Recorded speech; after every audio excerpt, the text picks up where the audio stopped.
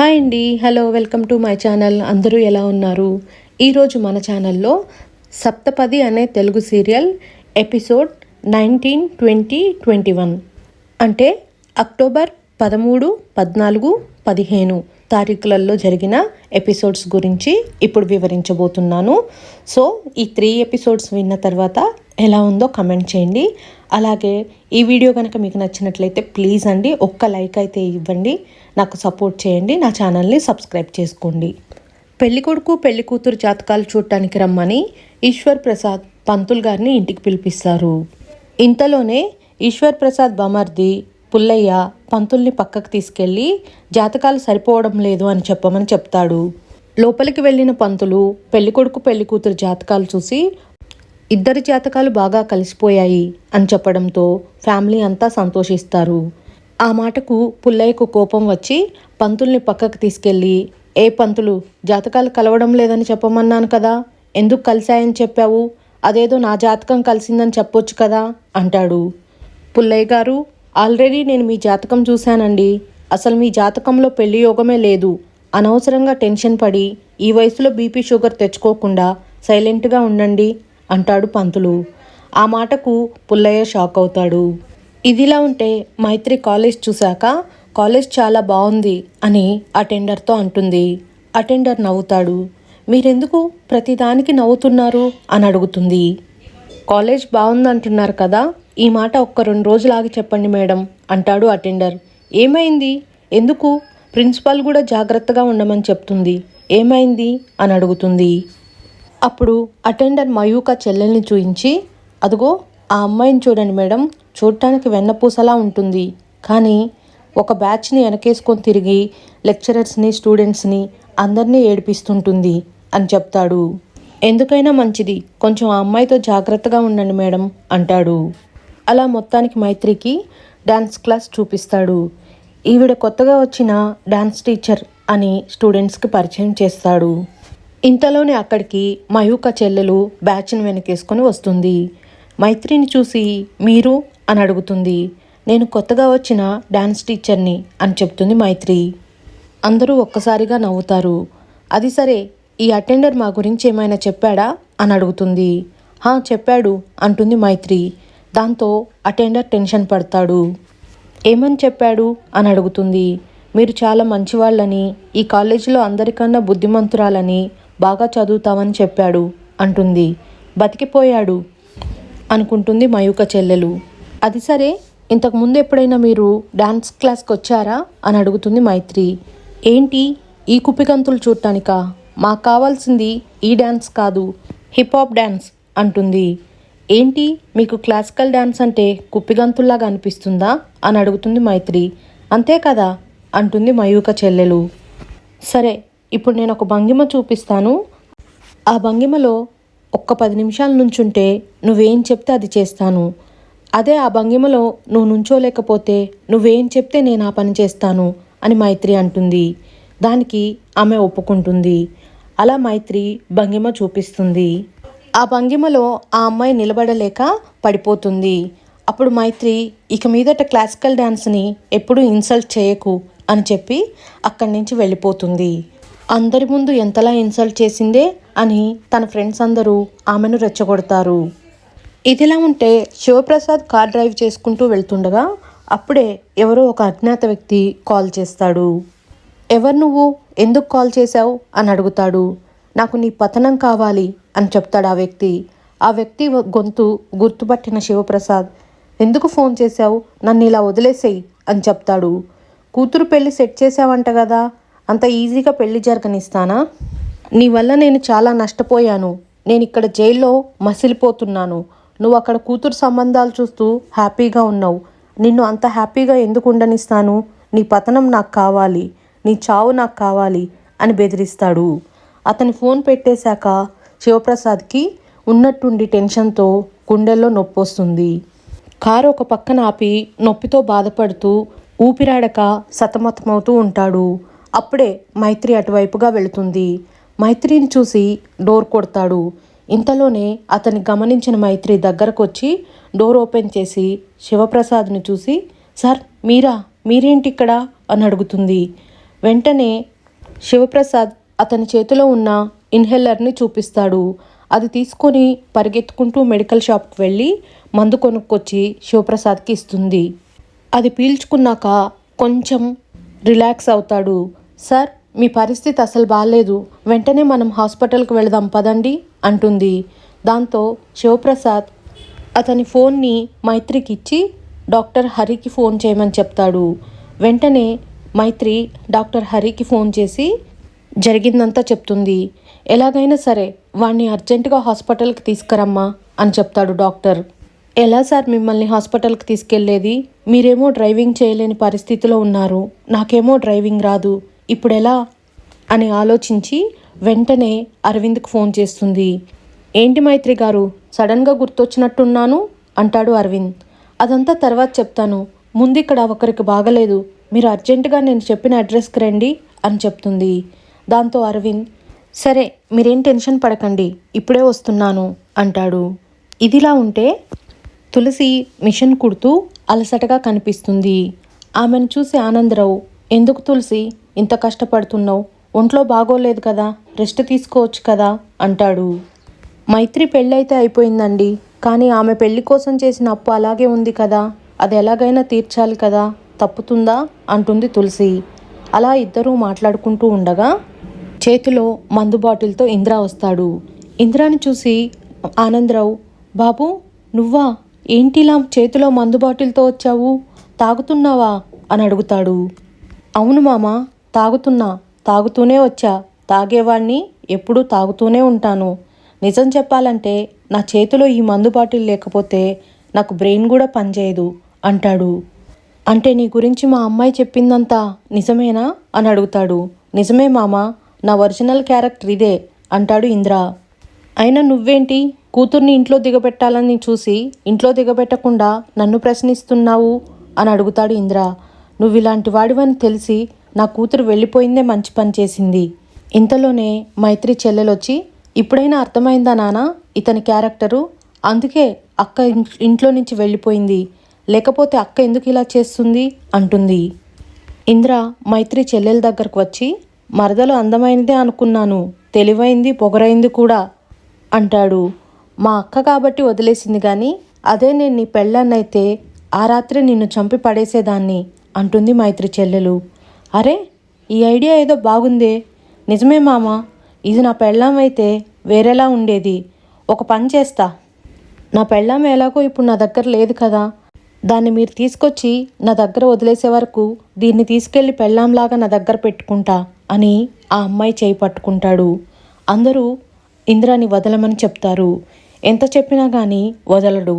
దాంతో తులసి ఇంద్రాని తోసేసి బట్టలు కుట్టే కత్తెర పట్టుకొని అతని మీదకి వెళ్ళి, నా కూతురు చేయి వదలరా లేదంటే చంపేస్తాను అంటుంది. ఛీ, నువ్వింత దుర్మార్గుడు అనుకోలేనురా, అందుకే నా కూతురు వెళ్ళిపోయింది. అయినా నా కూతురు మంచి గురించి ఆలోచించకుండా నీ గురించి ఆలోచించాం చూడు, నిజంగా మేము చాలా పెద్ద తప్పు చేశాము, ఇక్కడి నుంచి మర్యాదగా వెళ్ళు అని ఆనందరావు తులసి ఇంద్ర షర్టు పట్టుకొని బయటకు నెట్టేస్తారు. చూసారా నాన్న, వీడెంత దుర్మార్గుడో, మొదటి రాత్రే అక్క ఇంట్లో నుంచి బయటకు వెళ్ళిపోయిందంటే వీడి వల్ల అక్క ఎంత నరకం చూసుంటుందో. ఇప్పుడైనా ఇంకేం ఆలోచించకండి నాన్న, ఎక్కడున్నా వెతికి అక్కని ఇంటికి తీసుకురండి అని చెప్తుంది మైత్రి చెల్లెలు. ఇదిలా ఉంటే ఒక పక్క అరవింద్ మైత్రి దగ్గరకు చేరుకుంటాడు. మైత్రి గారు ఫోన్ చేశారు కదా, ఎక్కడ అతను అని అడుగుతాడు. రండి చూపిస్తాను అని కార్ దగ్గరకు వెళ్ళి చూపిస్తుంది. ఇంతలోనే కార్ డోర్ తీయగా ఎదురుగా ఛాతీ నొప్పితో బాధపడుతూ ఈశ్వర్ ప్రసాద్ కనిపిస్తాడు. అతన్ని చూసి అరవింద్ షాక్ అవుతాడు. ఈశ్వర్ ప్రసాద్ కూడా అరవింద్ని చూసి షాక్ అవుతాడు. పర్లేదులేమ్మా, ఒకరిని ఇబ్బంది పెట్టడం నాకు ఇష్టం లేదు, నేను ఏదోలాగా మెల్లిగా డ్రైవ్ చేసుకుంటూ వెళ్తా అంటాడు ఈశ్వర్ ప్రసాద్. ఏంటి అంకుల్ మీ డ్రైవ్ చేసేది, మీరెంత నీరసంగా ఉన్నారో తెలుసా, మీరుండండి అరవింద్ డ్రైవ్ చేస్తాడు. అలా చూస్తూ ఉంటావేంటి అరవింద్, తొందరగా డ్రైవ్ చేయి అని చెప్తుంది మైత్రి. మైత్రి గారు ముందు ఇన్ని మెల్లిగా వెనక కూర్చోబెడదాం రండి అని దగ్గరకు వెళ్ళి అతని చేయి పట్టుకుంటాడు. అలా మెల్లిగా కారులో నుంచి కిందికి దింపుతాడు. దేవుడా, నాకు ఇంతసేపు ఇంత నరకాన్ని చూపించింది నాకు ఈ సంతోషాన్ని ఇవ్వటం కోసమా? నా కొడుకు ఇలా నా చేయి పట్టుకుంటే పోయిన ప్రాణం తిరిగి వచ్చినట్టుంది అని ఈశ్వర్ ప్రసాద్ మనసులో సంతోషిస్తాడు. అలా మొత్తానికి ఆయన్ని వెనక సీట్లో కూర్చోపెట్టి అరవింద్ డ్రైవ్ చేసుకుంటూ హాస్పిటల్కి తీసుకెళ్తాడు.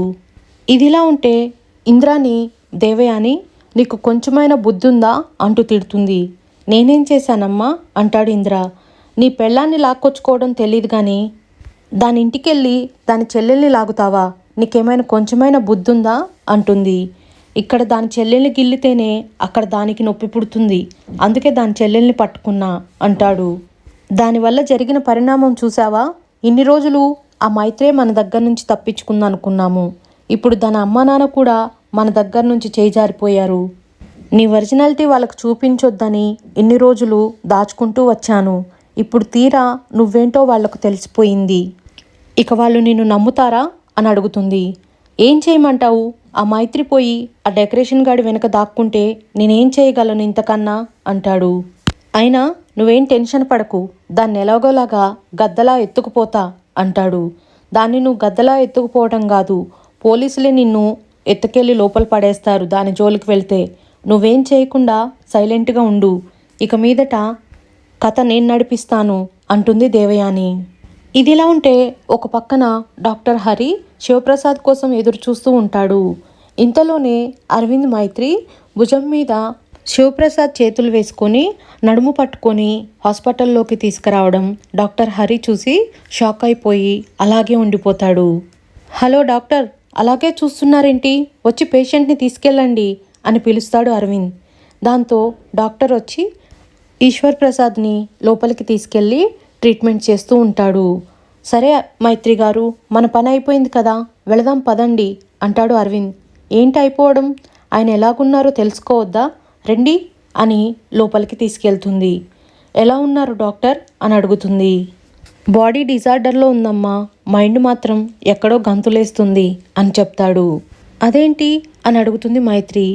అదేనమ్మా మా వాడికున్న వింత జబ్బు అంటాడు డాక్టర్. ఎనీవే చాలా థ్యాంక్స్ అమ్మా, సమయానికి మా వాడిని హాస్పిటల్కి తీసుకొచ్చావు అంటాడు. ఇందులో నేను చేసింది ఏం లేదండి, జస్ట్ ఇన్హేలర్ తెచ్చిచ్చాను అంతే, చేసిందంతా అరవిందే సమయానికి వచ్చి సార్ని హాస్పిటల్కి తీసుకొచ్చారు అని చెప్తుంది. ఏదైనా మీరు చెప్పేది ఉంటే అరవింద్కే చెప్పండి అంటుంది. అలా ఆ డాక్టర్ అరవింద్కి థ్యాంక్స్ చెప్తాడు. అరవింద్ చూసి చూడనట్టు కొంచెం దూరంగా నిలబడతాడు. అరవింద్ను చూసి మైత్రి అరవింద్ గారు అని అంటుంది. ఓకే అంటాడు అరవింద్. ఇంతలోనే మైత్రి ఈశ్వర్ ప్రసాద్ దగ్గరకు వెళ్ళి సార్ ఇప్పుడు మీకు ఎలా ఉంది అని అడుగుతుంది. సార్ కాదమ్మా, అంకుల్ అని పిలు, ఎందుకో నిన్ను చూస్తుంటే చాలా దగ్గర మనిషిలా అనిపిస్తున్నావు అంటాడు. అది సరే అంకుల్, హెల్త్ బాగోలేదు, డ్రైవర్ని పెట్టుకొని రాకుండా అలా ఒంటరిగా డ్రైవ్ చేసుకురావడం ఎంతవరకు కరెక్టు? మీకేమన్నా అయితే పరిస్థితి ఏంటి అని అడుగుతుంది.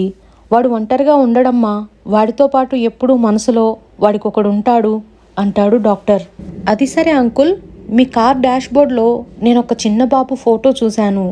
ఆ ఫోటో మీద నా చిన్నారి బబ్లు అని రాసింది. ఎవరా బాబు? చూడటానికి చాలా క్యూట్గా ఉన్నాడు, అడగడం మర్చిపోయాను అని అడుగుతుంది మైత్రి. ఈశ్వర్ ప్రసాద్ ఏం చెప్పకుండా సైలెంట్గా ఉంటాడు. పర్లేదు అంకుల్, చెప్పండి, నేనేం దిష్టి పెట్టనులేండి అంటుంది. అది నా కొడుకు చిన్నప్పుడు ఫోటో అమ్మా అంటాడు. భలే క్యూట్గా ఉన్నాడు అంకుల్, అయినా చిన్నప్పుడు ఫోటో ఇంకా కార్లో పెట్టుకొని తిరుగుతున్నాడంటే మీ కొడుకంటే మీకెంత ఇష్టమో అర్థమవుతుంది అంటుంది. ఇష్టం కాదమ్మా, ప్రాణం అని చెప్తాడు. ఈ మాటలన్నీ అరవింద్ పక్కన నిలబడి వింటూనే ఉంటాడు. అది సరే అంకుల్, చిన్నప్పుడు ఫోటోనే పెట్టుకున్నారు, ఇప్పుడు మీ కొడుకు ఎలా ఉందో నాకు ఒక్కసారి చూడాలనుంది, ఇప్పుడు ఫోటో ఉంటే చూపించరా అని అడుగుతుంది. అది ఇప్పుడు వాడి ఫోటో నా దగ్గర లేదమ్మా అని చెప్తాడు. అదేంటి, మీ కొడుకు ఫోటో మీ దగ్గర లేకపోవడం ఏంటి అంటుంది మైత్రి. ఇంతలోనే డాక్టర్ హరి ఇప్పుడు వాడికి వాళ్ళ కొడుక్కి మాటలు లేవమ్మా, వాళ్ళిద్దరూ చిన్నప్పటి నుంచి మాట్లాడుకోరు, నిజం చెప్పాలంటే వాడు తన తండ్రిని నాన్న అని కూడా పిలవడు అని చెప్తాడు. దాంతో మైత్రి ఎంత దుర్మార్గం, ఇంత మంచి తండ్రిని కాదనుకొని దూరంగా ఉంటున్నాడా, అతను ఏం కోల్పోతున్నాడో అతనికి అర్థమవుతుందా అని అంటుంది. ఇంతలోనే అరవింద్ పక్కనే ఉన్న మెడిసిన్ని కింద పడేస్తాడు. వెనక్కి తిరిగి చూస్తుంది మైత్రి. వెంటనే సారీ చేయి తగిలి పడిపోయింది అని చెప్తాడు. ఆ తర్వాత మైత్రి, విన్నావా అరవింద్ అంకుల్ వాళ్ళ కొడుకు గురించి అని అడుగుతుంది. ఇలాంటి వాళ్ళు కూడా ఉంటారా అంటుంది. తప్పు వాడి వైపు లేదమ్మా, తప్పంతా నాదే అంటాడు ఈశ్వర్ ప్రసాద్. అదే అంకుల్ తండ్రి ప్రేమ అంటే. మీరేం బాధపడకండి, చాలా తొందరలోనే మీ కొడుకు మీ దగ్గరకు చేరుకుంటాడు, రాసి పెట్టుకోండి అంటుంది. నీ నోటి మాట వల్ల వాడి దగ్గరైతే నాకంతే చాలమ్మా అంటాడు ఈశ్వర్ ప్రసాద్. ఏదేమైనా కానీ నీ మాటలు వింటుంటే చాలా సంతోషంగా ఉందమ్మా అంటాడు. ఇంతలోనే మైత్రికి ఫోన్ వస్తుంది. 1 నిమిషం అంకుల్ అంటూ బయటకు వెళుతుంది.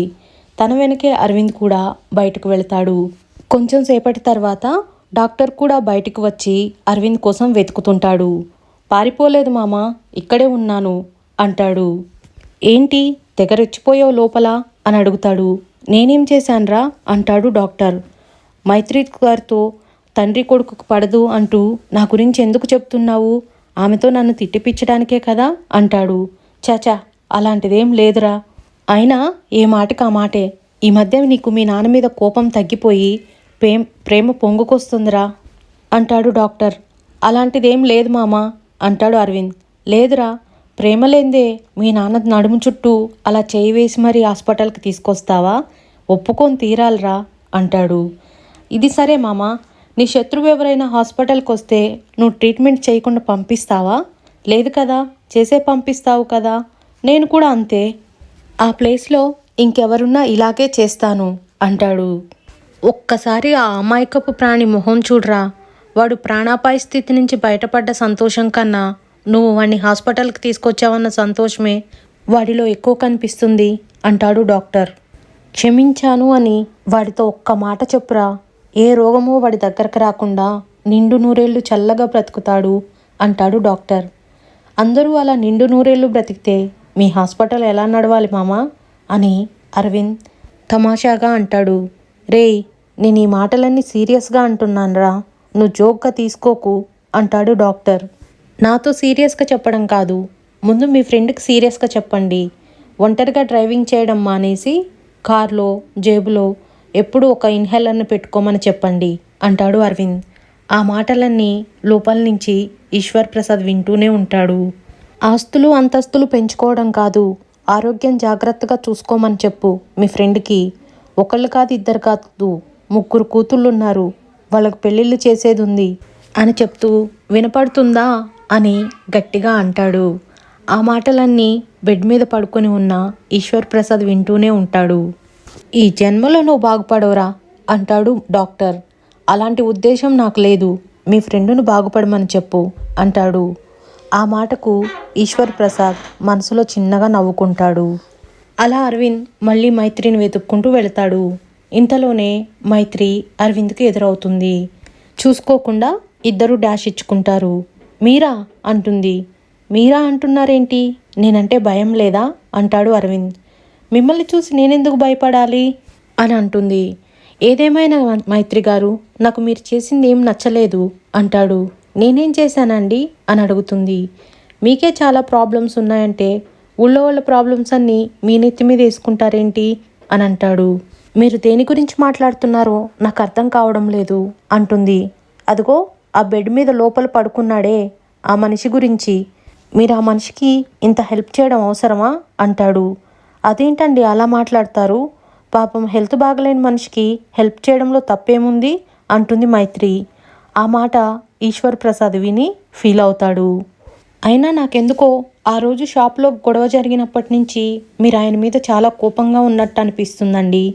అయినా ఆయన కూతురు చేసిన దానికి పాపం అంకుల్ ఏం చేశాడని ఆయన మీద కోపం పెట్టుకున్నారు అని అడుగుతుంది. అలాంటిదేం లేదు అంటాడు అరవింద్. ఆ రోజు ఆయన కూతురు అన్ని మాటలన్నా అంకుల్ని మీరంతలా తిట్టినా ఆయన ఒక్క మాట కూడా మాట్లాడలేరు, పైగా మీకే సపోర్ట్ చేశారు అని అంటుంది మైత్రి. అలా ఇద్దరూ మాట్లాడుకుంటూ ఉండగా షూ ఉండండి అని ఈశ్వర్ ప్రసాద్ వైపు చూస్తుంది. అయ్యయ్యో, మన మాటలన్నీ అంకుల్ విన్నట్టున్నారు, ఒకసారి మీరు లోపలికి రండి అని అరవింద్ చేయి పట్టుకొని ఈశ్వర్ ప్రసాద్ గదికి వెళుతుంది. సారీ అంకుల్, అతను ఏమన్నా మాట్లాడుంటే తప్పుగా క్షమించండి అని అంటుంది. అరవింద్ అలాగే డోర్ దగ్గర నిలబడి ఉంటాడు. పర్వాలేదులేమ్మా, అయినా ఎందుకో అతన్ని చూస్తుంటే అంత మంచివాళ్లా అనిపిస్తలేదు అంటాడు ఈశ్వర్ ప్రసాద్. అయ్యయ్యో లేదంకుల్, అతను చాలా మంచివాడు. మనిషి అలా పైకి కోపంగా కనిపిస్తున్నా మనసు వెన్న, చాలా నమ్మొచ్చు అతన్ని అంటుంది. ఎందుకైనా మంచిది అతని విషయంలో నువ్వు జాగ్రత్తగా ఉండమ్మా అని అంటాడు ఈశ్వర్ ప్రసాద్ కావాలనే. లేదంకుల్, అతను మనిషి బంగారం, 24 క్యారెట్ గోల్డ్. ఈ ప్రపంచంలో నేను ఎవరినైనా నమ్ముతున్నానంటే అది అరవింద్ గారిని తప్ప ఎవరిని నమ్మను. నాకు చాలా మంచి క్లోజ్ ఫ్రెండ్ అతను అని అరవింద్ గురించి గొప్పలు చెప్పుకుంటుంటే ఈశ్వర్ ప్రసాద్ లోపల మురిసిపోతుంటాడు. ఇంతలోనే ఒక సిస్టర్ వచ్చి, డాక్టర్, ఈ మెడిసిన్ మన హాస్పిటల్లో లేదు, బయట నుంచి తెప్పించాలి అని చెప్తుంది. ఇలా ఇవ్వండి, నేను తెప్పిస్తాను అని ప్రిస్క్రిప్షన్ తీసుకొని, అరవింద్ గారు మీరు అర్జెంటుగా ఈ మెడిసిన్ తీసుకురారా అని అడుగుతుంది. నేను వెళ్ళను అంటాడు అరవింద్ నిర్మోహమాటంగా. ప్లీజ్ అరవింద్ గారు, అంకుల్ కోసం వెళ్ళిరారా అని బ్రతిమాలి మెడిసిన్ కోసం పంపిస్తుంది. మెడిసిన్ తీసుకొని అరవింద్ వస్తాడు. అరవింద్కి థ్యాంక్స్ చెప్తుంది. థ్యాంక్స్ మాట పక్కన పెట్టండి, దీని సంగతి ఏంటి అంటాడు. ఏంటిది అని అడుగుతుంది. మెడిసిన్ తాలూకు బిల్లు అంటాడు. చిన్న అమౌంటే కదా, డబ్బులు అడుగుతారేంటి? ఏమైనా ఉంటే తర్వాత చూసుకుందాం అంటుంది మైత్రి. అలా కాదు, మీరు ఆయన బట్టల షాప్కి వెళ్ళి బట్టలు కొన్న తర్వాత డబ్బులు ఇవ్వకపోతే ఆయన ఊరుకుంటాడా? ముక్కు పిండి వసూలు చేస్తాడు. నేను కూడా అలాగే అడుగుతున్నా అంటాడు. సరే బాబు, నేను ఇస్తానులే అని ఈశ్వర్ ప్రసాద్ జేబులో నుంచి డబ్బులు తీసి అరవింద్కి ఇస్తాడు. సరిపోయాయా ఇప్పుడు అని మైత్రి అడుగుతుంది. ఒక్క నిమిషం ఆగండి, నేనే ఆయనకు చేంజ్ ఇవ్వాలి అని జేబులో నుంచి చేంజ్ తీసి ఈశ్వర్ ప్రసాద్ చేతిలో పెడతాడు. ఇక వెళ్దామా మైత్రి గారు అంటాడు. అలా ఇద్దరూ బయలుదేరుతుండగా ఇంతలోనే ఈశ్వర్ ప్రసాద్ అరవింద్ అని అరవింద్ చేయి పట్టుకొని, చాలా థ్యాంక్స్ బాబు, నన్ను కాపాడినందుకు అని చెప్తాడు. ఆ తర్వాత మైత్రి అరవింద్ ఇద్దరు అక్కడి నుంచి బయలుదేరుతారు. అలా ఇద్దరూ కారులో వెళుతుండగా ఇంతలోనే మైత్రి మెడలో చైన్ తీసి అరవింద్ చేతికిచ్చి, ఇదిగోండి, నేను కూడా మీకు డబ్బులు ఇవ్వాలి కదా, తీసుకోండి అంటుంది. ఏంటండి మీరు చేస్తుంది అని అడుగుతాడు. అక్కడ అంకుల్ దగ్గర మీరు మెడిసిన్ తీసుకొచ్చి డబ్బులు తీసుకున్నారు కదా, దాంతో పోల్చితే నేను మీకు ఇంకా ఎక్కువ డబ్బులు ఇవ్వాలి, ఇది తీసుకోండి అని అడుగుతుంది. మీ దగ్గర నేను డబ్బులు తీసుకోవటం ఏంటండి? ఆయన ఎవరో మనకు తెలియదు కాబట్టి ఆయన దగ్గర డబ్బులు తీసుకున్నాను. ఫస్ట్ ఆ చైన్ తీసి లోపల పెట్టండి అంటాడు అరవింద్. అది సరే, మీరు ఇంటర్వ్యూకి వెళ్ళారు కదా, మీ ఇంటర్వ్యూ ఏమైంది అని అడుగుతాడు. సెలెక్ట్ అయిపోయానండి అని చెప్తుంది. అయితే పార్టీ ఇవ్వరా నాకు అంటాడు. పార్టీ ఇవ్వాలంటే డబ్బులు ఉండాలి కదండి, శాలరీ వచ్చాక మీకు పార్టీ ఇస్తాను అని చెప్తుంది. మీరు శాలరీ వచ్చాక ఇవ్వండి, నేను ఇప్పుడు ఇస్తాను పదండి అని పార్టీ చేసుకోవడానికి ఇంటికి తీసుకెళ్తాడు. అప్పటికే అరవింద్ దగ్గర పనిచేసే కుర్రాళ్ళు కంగారు పడుతూ ఉంటారు. వాళ్ళని చూసి, ఏమైందిరా కంగారు పడుతున్నారు అని అడుగుతాడు. వాళ్ళ చెల్లి పెళ్లి కోసమని పోయిన నెలలో మనకు అడ్వాన్స్ ఇచ్చిన నస్పార్టీ వస్తున్నాడంటన్నా అని చెప్తాడు. అయ్యయ్యో, అతను ఇప్పుడు వస్తున్నాడా అని అరవింద్ కూడా కంగారు పడతాడు. ఇంతలోనే ఆ వ్యక్తి రానే వస్తాడు. అందరూ ఆ వ్యక్తిని చూసి కంగారు పడతారు. ఏమైంది, ఎందుకు మీరు అందరూ అంత కంగారు పడుతున్నారు అని అడుగుతుంది మైత్రి. అతను చెప్పేది మాకు అర్థం కాదు, మేము చెప్పే డెకరేషన్ ఆయనకి అర్థం కాదు, ఇదే మా ప్రాబ్లం అని చెప్తాడు అరవింద్. ఓస్ ఇంతేనా, నేను సాల్వ్ చేస్తాను ఉండండి అని మైత్రి ఆ వ్యక్తితో మాట్లాడి మొత్తానికి అతన్ని ఒప్పిస్తుంది. అంతటితో ఆ ప్రాబ్లంని క్లియర్ చేస్తుంది. అబ్బా మైత్రి గారు, మీరు సూపర్ అండి, ఇన్ని రోజులుగా మేము క్లియర్ చేయలేని దాన్ని ఒక్క క్షణంలో మీరు ఇట్లే క్లియర్ చేసేశారు అని అంటాడు అరవింద్. ఇదిలా ఉంటే ఈశ్వర్ ప్రసాద్ ఆలోచిస్తూ ఉంటాడు. ఇంతలోనే డాక్టర్ హరి ఈశ్వర్ ప్రసాద్ దగ్గరికి వెళ్ళి, ఏంట్రా అంతలా ఆలోచిస్తున్నావు అని అడుగుతాడు. అరవింద్ గురించిరా అని చెప్తాడు. ఇంతకుముందు అరవింద్ నా పక్కన ఒక్క క్షణం కూడా నిలబడేవాడు కాదు, అలాంటిది గమనించావా ఎంతసేపు ఉన్నాడో అని అడుగుతాడు.